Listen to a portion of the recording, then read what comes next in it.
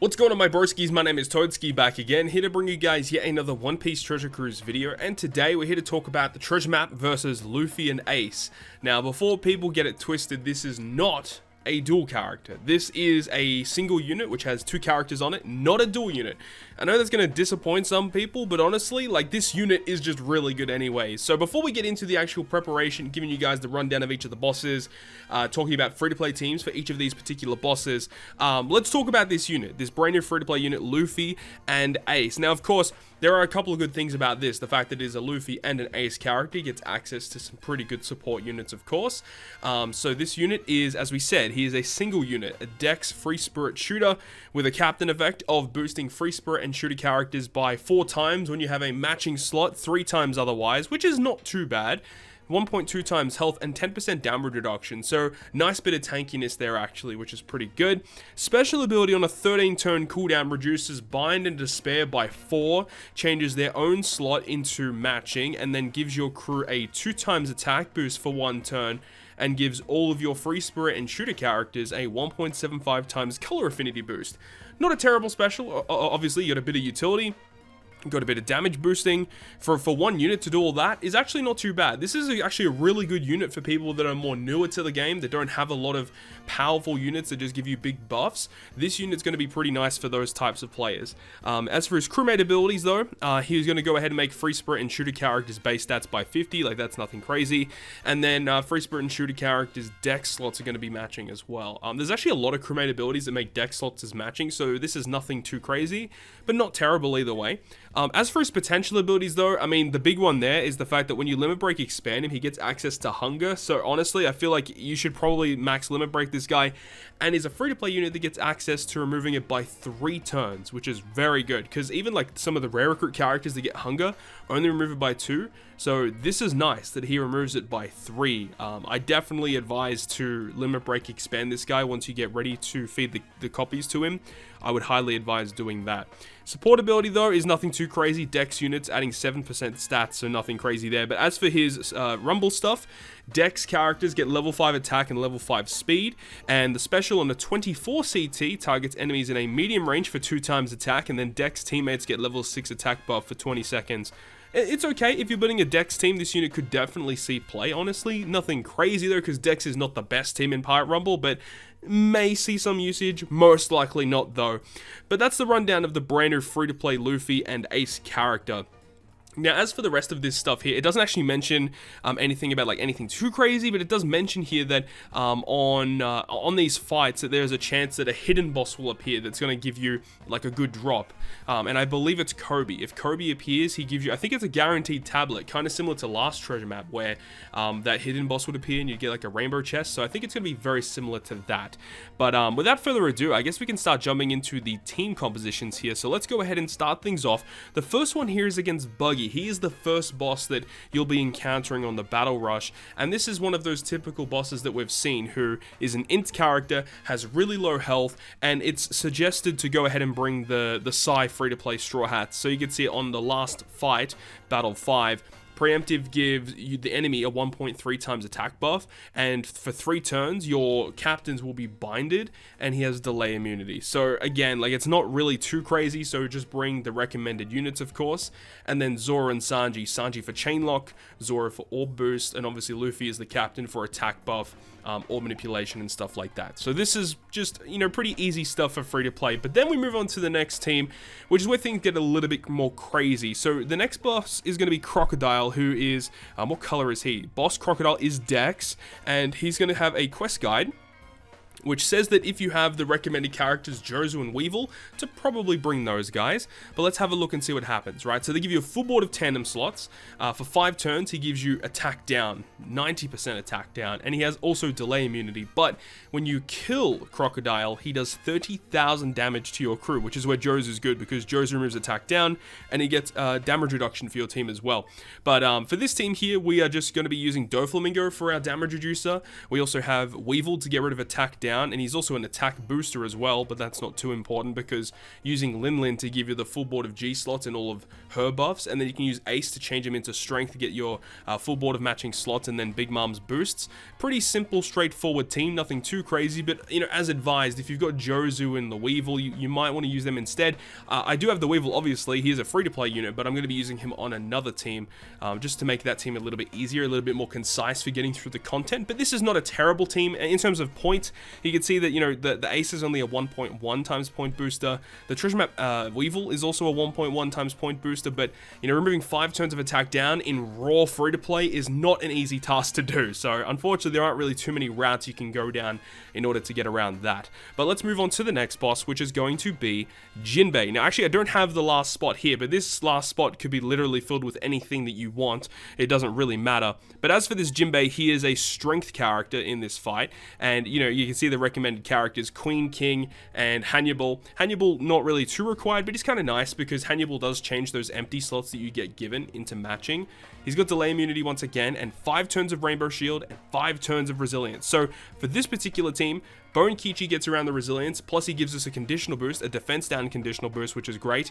The Kizuna King gives us an attack boost, the Queen gives us the ability to remove the Rainbow Shield, and then the Hannibal does change the empty slots into matching, but remember, Queen's special ability does change adjacent slots into matching, so if you're on double Queen, you can just get like 4 matching slots guaranteed that way, or your last unit on your crew can just be like anything that you want in order to get around the matching slots as well. But like, this is honestly a pretty easy fight. So long as you've been playing the last month of content, you should have Queen, you should have King, and Bone Kichi, if you've been doing the arenas as well, you should have him. Like, those 3 in particular is probably all you need. But if you want just a guaranteed way of getting slots and maybe a color affinity boost, you can inject something on there. Not really that big of a deal, but these units are just going to get the job done, no problems at all versus Jinbe. So far these bosses haven't been too difficult, but then we move on to Whitebeard, who is a little bit tricky.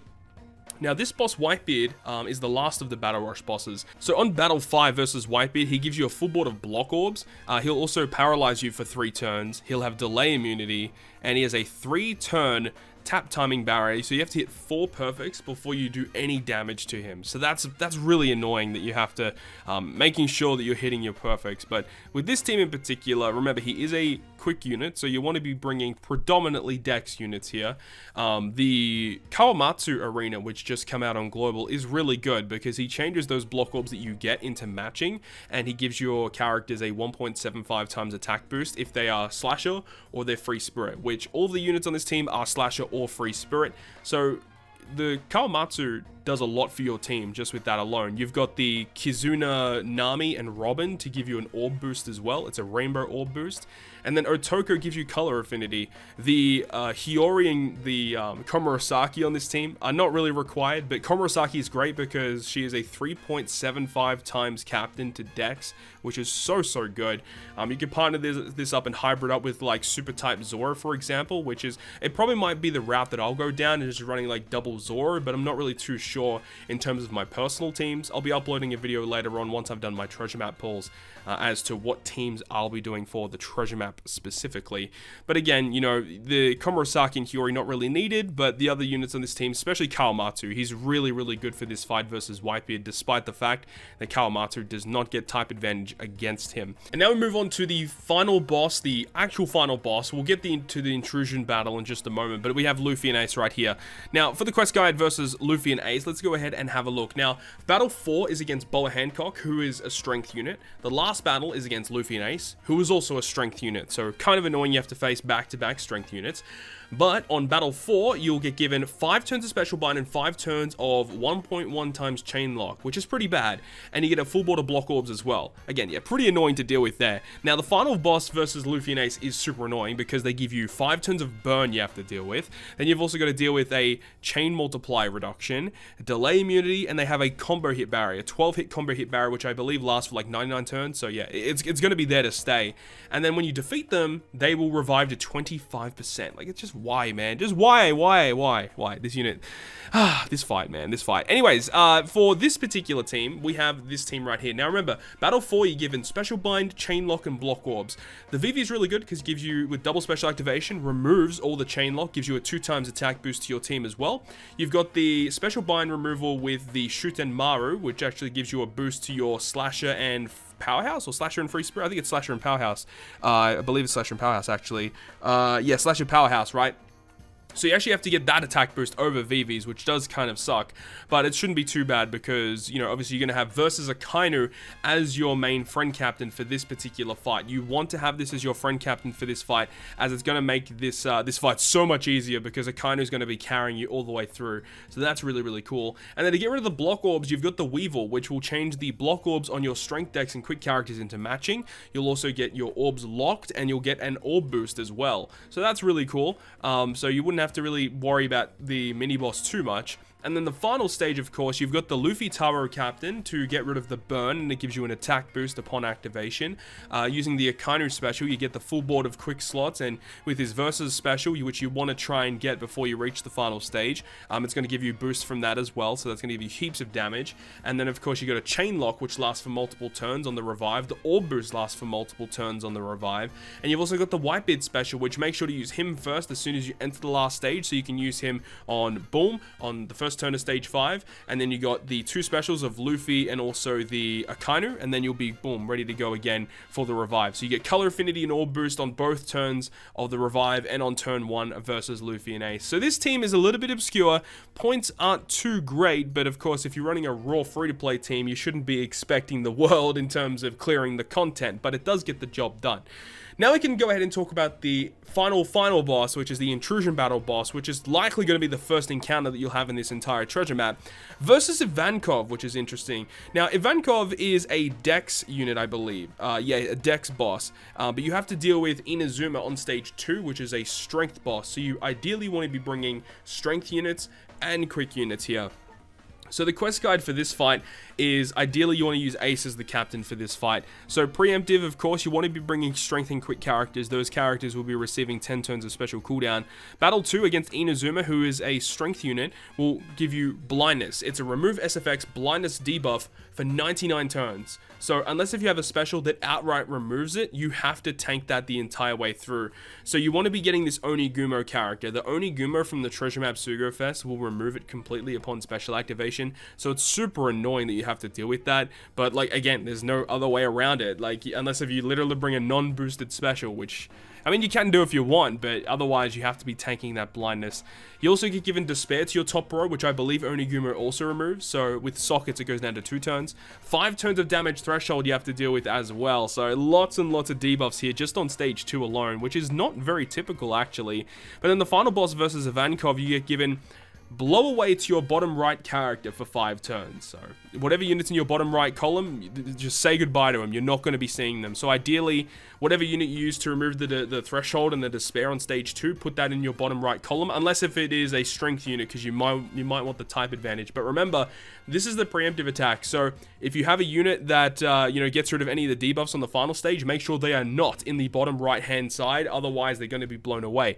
But anyways, special reverse, hit by 2 turns. Ace Friend Captain is going to be very, very vital here because that's going to get rid of the special reverse. And then also delay immunity.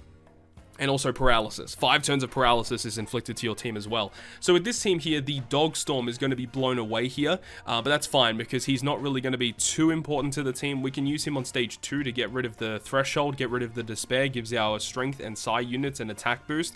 But that's mainly why he's here, just to enable the abilities that he has. But we're also going to be using the Lucy special, which can give us an orb boost on turn 1. And I believe it gives us an attack boost on the following 2 turns. So that's pretty cool. And then we've also got the Morley, who's great. As long as our captain is free spirit, we can get a conditional boost against defense down, which he is able to provide that defense down conditional. And if we hit a certain amount of perfects, it means that when we move on to the next turn, he reduces defense again. So we get like multiple turns on multiple stages of defense down conditional. So if we're able to kill stage 2 in 1 turn, you can actually carry that conditional into the next room. Kawamatsu is really good once again, good orb manipulation, orb block, attack boost, gives you all boost in the following 2 turns, which is fine. But of course, Ace Friend Captain is going to be the big one here. And we don't have a unit that removes paralysis, so that's why we're going to be using Orochi. Now, Orochi is not boosted by an Ace Friend Captain, neither is the Dogstorm, and that's fine because Dogstorm is going to get blown away. But Ace is going to be great because he enables us to get the all boost of Ace, which is so good, and of course the ability to get the chain boundary effect. So you could potentially use like an Akainu support or something, or if you have the VV support, you can get a guaranteed strength slot on your Kawamatsu, which means when you launch Ace's special, you're going to get those full board of slots, but you do get the chain boundary effect. So you do need to be careful in terms of how you activate your specials and where your characters are placed, but so long as they're placed in the right spot, you should be pretty okay with getting through this fight. And as I said, make sure Ace is the friend captain for this fight at least, because that's going to help you clear it so much easier. And of course, the Akainu is going to be used on the final boss versus the Luffy and Ace boss. So Akainu versus Luffy and Ace, and then Ace versus the Ivankov. So hopefully you guys understand that. So a little bit obscure teams this time around, but remember, this is the raw free-to-play setup. I'll be bringing you guys a video with my personal teams for this treasure map in the coming days after I've done my Sugo Fest pull, so stay tuned for that.